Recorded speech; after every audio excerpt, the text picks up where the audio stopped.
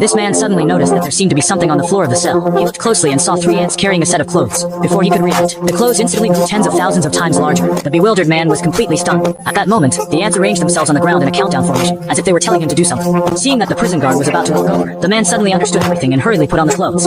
Just as the countdown was about to end, the man managed to put on the last piece of the helmet. When the prison guard arrived at the cell door, he found it empty inside. In disbelief, he hurried closer to take a look, unaware that the man had shrunk to the size of an ant and was now scratching frantically at his feet. Then, with a quick slide, the man slipped right through the crack under the door. But just as he jumped down the steps, ready to make his escape, a massive army of ants suddenly appeared ahead of him. Seeing this, the man was so terrified that he wet his diaper. Fortunately, these ants have principles and never harm bodies that are protected. At that moment, a loud rumbling sounded overhead, and an ant helicopter landed steadily in front of him. Only then did the man realize that these ants had actually come to rescue him, so he climbed onto its back without hesitation. Meanwhile, chaos erupted inside the prison due to the man's escape.